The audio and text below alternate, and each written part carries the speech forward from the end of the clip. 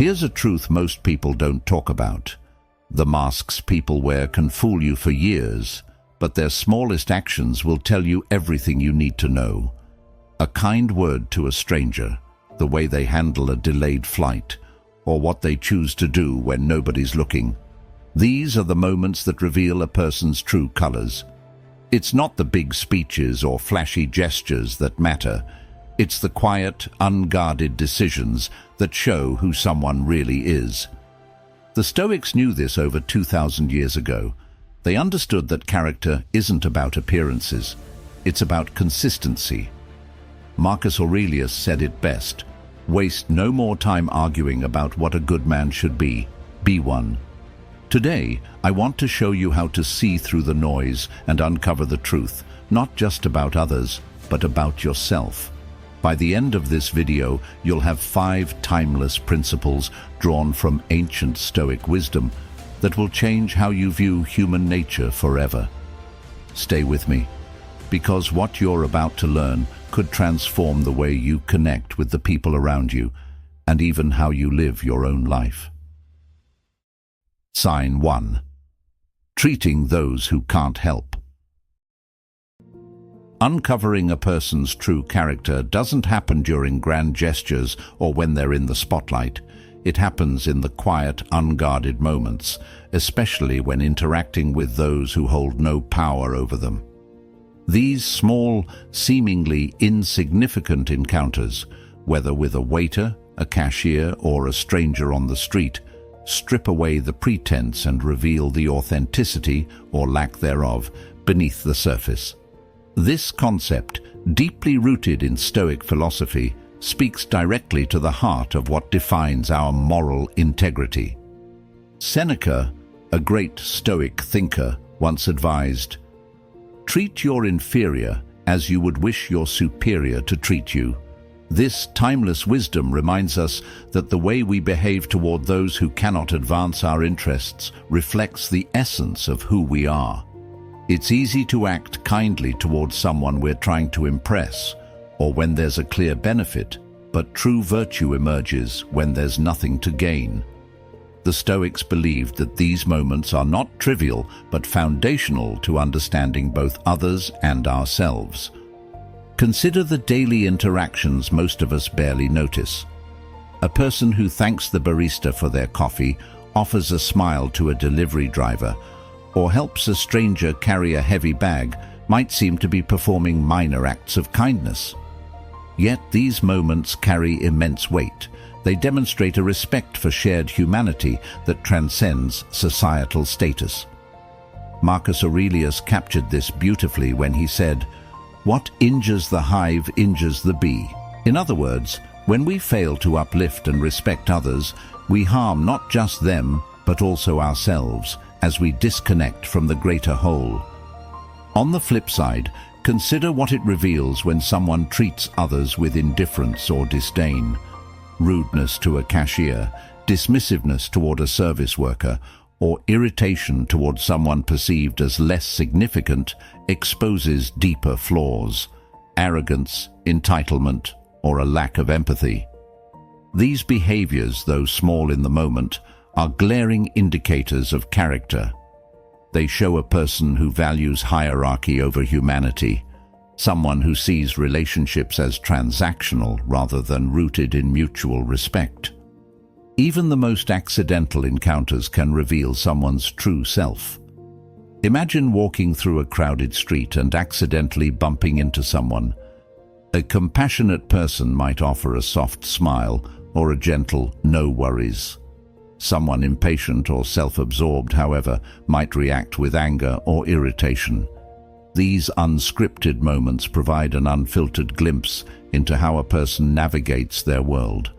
Are they quick to assume malice, or do they extend grace and understanding? The Stoics remind us that while we can't control what happens, we can always control how we respond, and our responses reflect the principles guiding our lives. This principle also extends to how we treat vulnerable groups, like the homeless or marginalized communities. Offering spare change A warm greeting, or even a simple acknowledgement, requires little effort, but speaks volumes about one's sense of humanity. Choosing to ignore or dismiss such individuals, however, signals a disconnection from the shared struggles of life. To the Stoics, this interconnectedness was central. Marcus Aurelius wrote, "When you arise in the morning, think of what a precious privilege it is to be alive, to breathe, to think, to enjoy, to love." Each interaction, no matter how small, is an opportunity to affirm that shared privilege. It's not just about assessing others, though. These observations challenge us to reflect on our own behavior. How do we treat those who can't offer us anything in return? Are we patient and polite with service workers, considerate in moments of inconvenience, and compassionate toward those in need? Modern Stoicism emphasizes focusing on what is within our control, our actions, words, and attitude. By doing so, we align ourselves with the virtues of kindness, respect, and empathy, creating a ripple effect that impacts not only others, but also our own sense of peace and integrity. Sign 2. Handling minor inconveniences. Life has a funny way of testing us in the smallest, most unexpected moments. It's not the big challenges or grand disasters that reveal the most about who we are. It's the little inconveniences that creep into our daily routines. The barista gets your order wrong, traffic slows you down on your way to work, or your phone dies just as you need it most. How we respond in these moments says far more about our character than we often realize. The Stoics understood this deeply. They taught that life's minor irritations are like a mirror, reflecting the depth of our self-control and emotional resilience. Epictetus famously said, "It's not what happens to you, but how you react to it that matters." Think about that for a second. The traffic jam isn't the problem. The slow Wi-Fi isn't the problem. The problem lies in how we choose to interpret and react to these situations. Do we see them as opportunities to practice patience, or do we let them control our mood?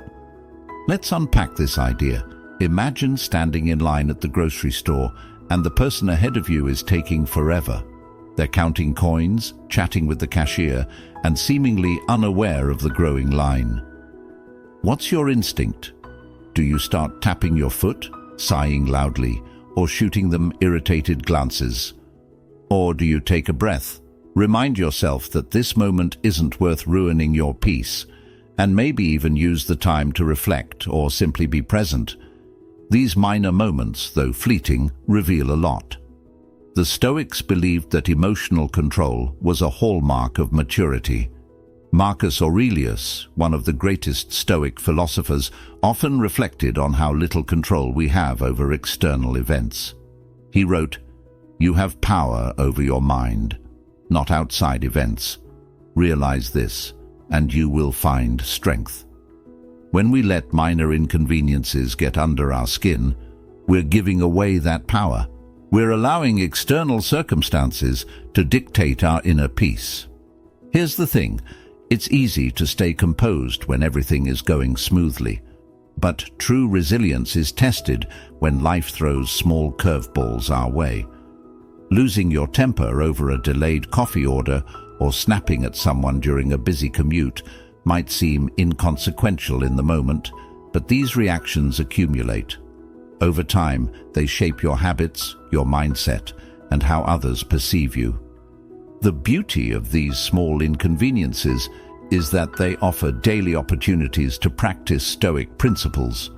For example, the next time you're stuck in traffic, instead of letting frustration take over, try reframing the situation. Maybe this is an unexpected chance to listen to your favorite podcast or enjoy a quiet moment of reflection. When your coworker takes longer than expected to respond to an email, instead of getting annoyed, remind yourself that patience is within your control.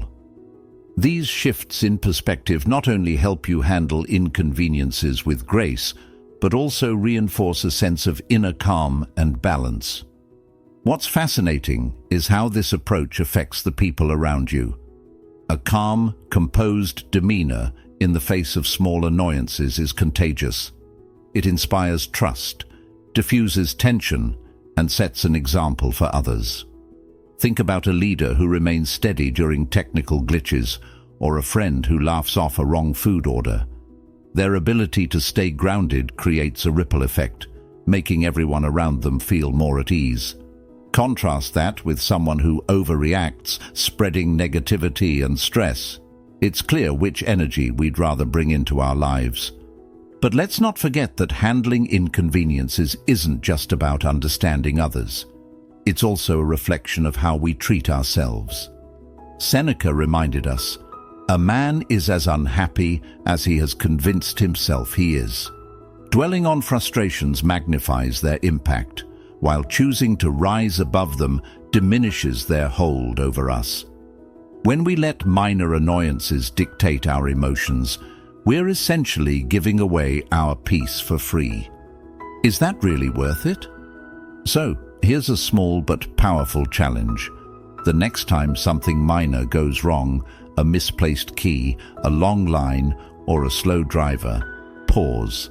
Ask yourself, does this really deserve my energy? How can I respond in a way that aligns with my values? These moments, though small, are opportunities to practice patience, cultivate emotional intelligence, and strengthen your resilience. Sign 3. Value time and commitments. There's one resource we all have in equal measure, yet we often take it for granted: time. Unlike money, possessions, or status, time is finite. Once it's gone, you can't get it back. How someone values and manages their time isn't just about productivity, it's a window into their character. Are they reliable, respectful, and intentional? Or do they waste not only their time, but yours, showing a lack of discipline and regard for others? The Stoic philosopher Seneca put it perfectly. We are tight-fisted with property and money, yet think too little of wasting time, the one thing about which we should all be the toughest misers. This idea challenges us to rethink how we spend our days and how we honor the commitments we make to ourselves and others. Punctuality, follow-through, and reliability aren't just logistical habits. They reflect deeper values like respect, integrity, and purpose. Let's break it down. Think about someone who's always late. They may apologize or shrug it off, but what does that behavior really say? It often suggests a lack of consideration, an inability to prioritize, or even an inflated sense of self-importance. Contrast this with someone who consistently shows up on time, prepared and ready to contribute. That person sends a clear message: I value your time as much as I value my own. It's not just about being on time, it's about what that act symbolizes: respect, dependability, and an understanding of the importance of shared effort. The same applies to how people handle their commitments. Someone who keeps their promises, even when it's inconvenient, demonstrates integrity. They understand that their word holds weight, and that breaking it erodes trust. On the other hand, someone who frequently cancels plans, misses deadlines, or makes excuses shows a lack of accountability. The Stoics taught that actions speak louder than words. Epictetus said, "Don't explain your philosophy, embody it."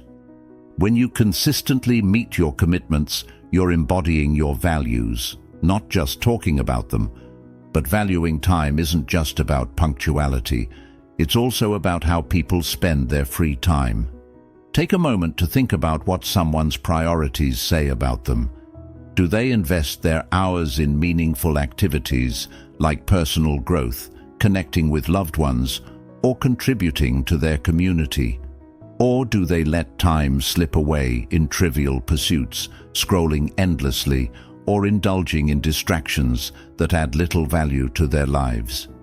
Marcus Aurelius often reflected on the fleeting nature of life, writing, "You could leave life right now. Let that determine what you do and say and think." It's a powerful reminder to treat time as a gift, not a commodity to be wasted. Here's another lens to consider. How flexible is someone with their time when things don't go as planned? Life is unpredictable, and even the best schedules can fall apart. A person who adapts with grace and calm demonstrates resilience and emotional maturity. Imagine two friends planning a trip.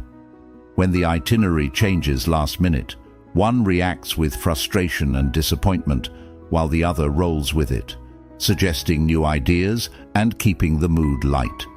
Which person would you rather rely on in a crisis? The Stoics believed that our ability to adapt is a core virtue, teaching us to focus on what is within our control rather than dwelling on what isn't. Time management is also a measure of empathy. Someone who values others' time shows respect and fairness. Picture a professional who shows up to meetings prepared, sticks to the agenda, and avoids wasting anyone's time with unnecessary delays. This kind of behavior builds trust and fosters a sense of collaboration. Conversely, someone who's always unprepared or wastes time with excuses and inefficiencies communicates a lack of respect for the team's efforts. Seneca reminds us, "It is not that we have a short time to live, but that we waste much of it." How we manage time, our own and others, is a direct reflection of how much we value life itself. So, what does all this mean for us? First, it's a reminder to reflect on our own relationship with time. Are we honoring our commitments, showing up for others, and prioritizing what truly matters? If not, it's never too late to start. The Stoics didn't believe in perfection, they believed in progress. Each day offers a chance to align our actions with our values. Second, it's a tool for understanding others. How someone values time and commitments reveals their priorities, their respect for others, and their ability to live with purpose. Use this insight to strengthen your connections, surround yourself with reliable and intentional people, and inspire those around you to value time more deeply. Sign 4. How they act when no one's watching. Character isn't defined by what we do when people are watching. It's defined by what we do when there's no one to impress, no applause to earn, and no consequences to fear. It's in those quiet, unseen moments that our true selves emerge. The Stoics understood this deeply. They believed that virtue wasn't about public recognition, but about living in alignment with your values, even when no one else is there to hold you accountable. Zeno of Citium, the founder of Stoicism, emphasized that living a life of virtue requires consistency. He taught that whether we're in a crowded room or entirely alone, our actions should reflect the same moral compass. Why? Because character isn't something you turn on and off. It's who you are at your core. Marcus Aurelius put it simply, "Waste no more time arguing about what a good man should be. Be one." It's a call to action for integrity, regardless of who's watching. Think about something as seemingly mundane as returning a shopping cart in a grocery store parking lot. No one's standing there to judge you if you leave it out of place. It's a small, thankless task. Yet, choosing to return it speaks volumes about your sense of responsibility. It shows that you're guided by principles, not by the fear of being called out. Now contrast that with someone who leaves the cart in the middle of the lot thinking, "It's not my problem." That small decision, though trivial on the surface, reflects a mindset that prioritizes convenience over collective responsibility. This principle extends to how we treat shared spaces and resources. Picture a break room at work. Some people clean up after themselves, even wiping down the counter when no one's looking, while others leave their mess for someone else to deal with. The person who takes the extra step to maintain the space without expecting recognition demonstrates accountability and respect for others. The one who doesn't? Well, they show a lack of thoughtfulness and an unwillingness to contribute to the greater good. Honesty in unobserved situations is another telling measure of character. Imagine finding a wallet on the ground. No one saw you pick it up, and it would be easy to pocket the cash and walk away. Yet, choosing to return it or hand it in shows a deep commitment to ethical principles. Epictetus taught that the essence of Stoicism is not in words, but in actions. Don't explain your philosophy, embody it. When we act with integrity in private, we're living proof of those values. The Stoics also believed that these unseen actions shape not only how we interact with the world, but also how we see ourselves. When you make a habit of doing the right thing, even when no one is there to witness it, you build a stronger sense of self-respect and inner peace. Seneca reminded us, "A good character is the only guarantee of everlasting carefree happiness." Living in harmony with your principles isn't just about external impact. It's about cultivating a life free from regret and self-doubt. This philosophy is especially relevant in the digital age, where so much of life feels performative. Social media often encourages us to seek validation through likes and shares, but Stoicism asks us to turn inward. Are you the same person offline as you are online? Do your private actions match the persona you project to the world? If not, it might be time to realign. Small, selfless acts performed without the expectation of recognition are some of the purest demonstrations of character. Holding the door open for someone, helping a neighbor shovel their driveway, or donating anonymously, all of these actions reflect an intrinsic commitment to doing good for its own sake. Marcus Aurelius said, "The best revenge is to be unlike him who performed the injury." In other words, virtue is its own reward, regardless of whether anyone acknowledges it. Unseen moments are where habits are formed. The person who consistently chooses kindness, responsibility, and honesty when no one is watching lays the foundation for a life guided by virtue. These choices build trust, not just with others, but within yourself. When you know you're living in alignment with your values, you carry a sense of confidence and peace that can't be shaken by external circumstances. So, here's something to think about. When no one's watching, who are you? Do your private actions align with the person you want to be, or do they tell a different story? The Stoics believed that the cultivation of integrity starts with the smallest, most personal decisions. By striving for consistency between your private and public life, you can build a legacy of trust and authenticity, not just for others to see, but for yourself to live by. After all, what we do in the shadows ultimately defines who we are in the light. Sign 5. Handling power. Power is one of the greatest magnifiers of character. When someone is given authority, influence, or control, no matter how small, it doesn't create something new in them. Instead, it reveals what's already there. The Stoics understood this profoundly. They believed that power, whether it's over a kingdom or a single decision, is a test of inner virtue. Marcus Aurelius, an emperor with immense power, often reminded himself, "The true worth of a man is measured by the objects he pursues." It's a timeless truth. How we use power shows what we truly value. Think about the subtle ways power shows up in everyday life. It's not always about CEOs or politicians. It could be the team leader at work, the person organizing a group outing, or even someone holding privileged information.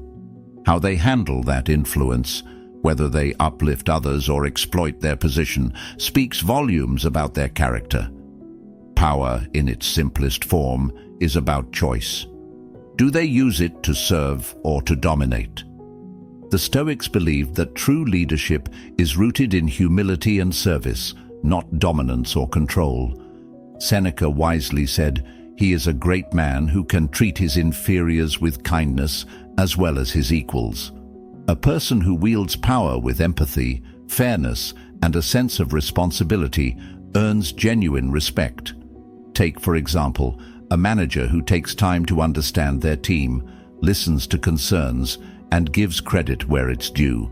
They create an environment of trust and collaboration, fostering growth not just for themselves, but for everyone around them. On the other hand, power in the hands of someone driven by insecurity or ego can be destructive. Someone who micromanages, withholds resources, or uses their influence to belittle others is revealing more than poor leadership. They're showing a lack of self-mastery. Epictetus warned us about this, saying, "No man is free who is not master of himself." When someone abuses power, they aren't truly strong. They're controlled by fear, arrogance, or the need to assert superiority. Power also manifests in personal relationships, though it's often less obvious. Think about the dynamics between friends, partners, or family members. Does one person consistently make decisions for the group without input from others? Do they use guilt, manipulation, or emotional pressure to get their way? Or do they prioritize fairness and mutual respect? The Stoics would argue that power in relationships, when handled wisely, strengthens bonds and builds trust. But when misused, it erodes connection and creates imbalance. Even the smallest forms of power reveal character.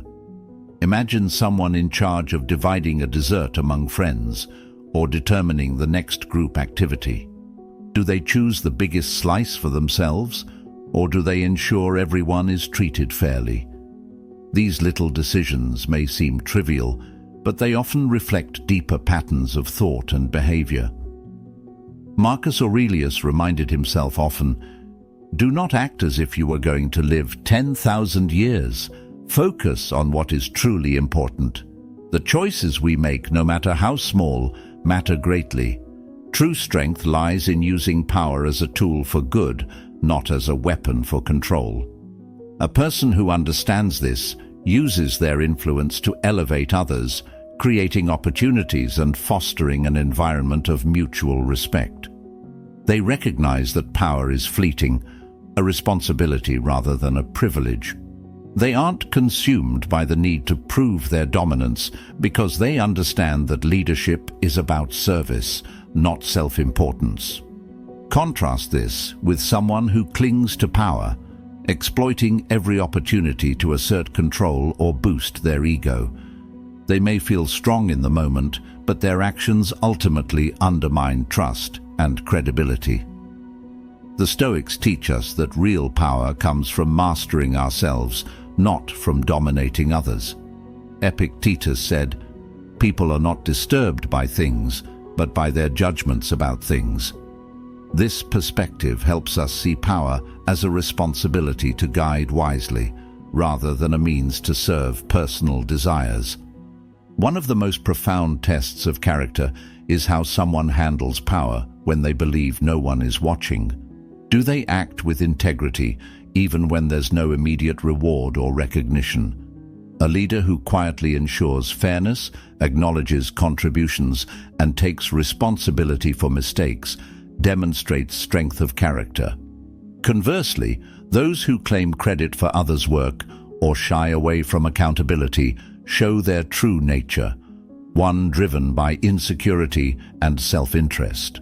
So, how do we measure ourselves against this principle? The Stoics would encourage us to reflect. When given even the smallest bit of power, do we use it to help others, or do we let it inflate our ego? Are we willing to listen, adapt, and lead with humility? Power doesn't corrupt, it reveals. And as Marcus Aurelius taught, the choices we make echo far beyond the moment. In the end, power is neither good nor bad. It's a tool. What makes the difference is how we choose to wield it. Will we use it to build, inspire, and serve? Or will we let it expose our flaws?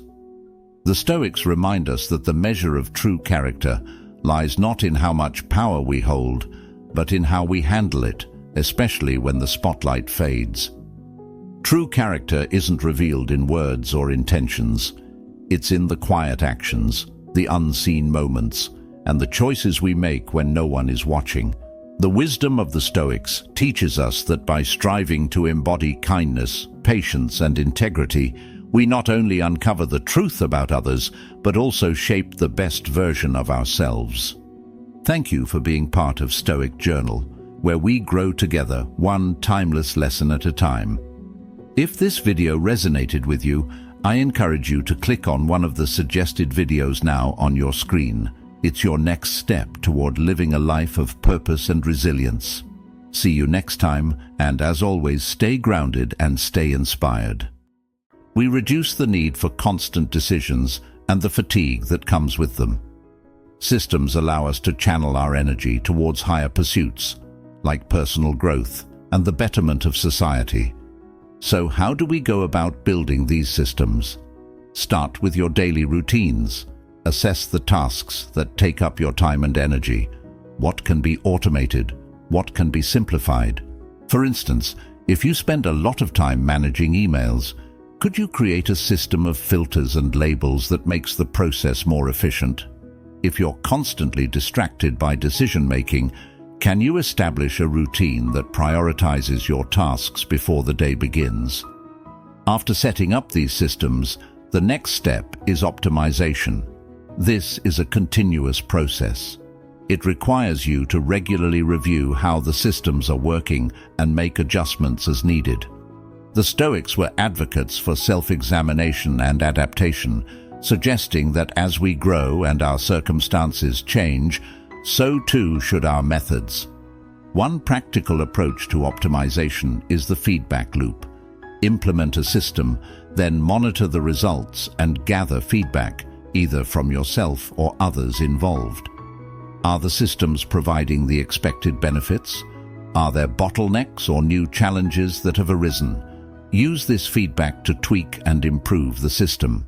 Remember, the goal is not to set up perfect systems initially, but to evolve them over time. It's also vital to focus on the scalability of your systems. As your responsibilities or goals grow, can your systems handle increased demands? A good system is not just effective, it's also resilient and adaptable. For example, if you manage a team, are your communication channels effective only for the current team size, or are they scalable for future growth?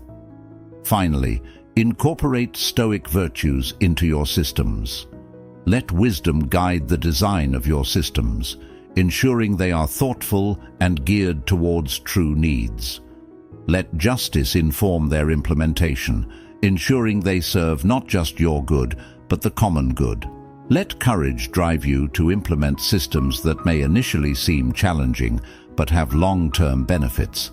And let temperance show in the balance of your systems, ensuring they provide structure without stifling creativity and flexibility. Number 13.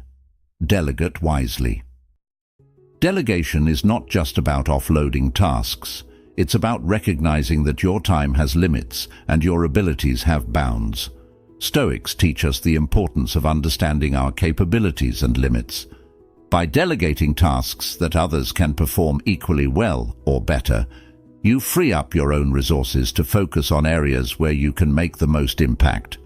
So, how do you delegate wisely? Start by assessing your tasks and identifying which ones require your unique skills and which can be handled by others.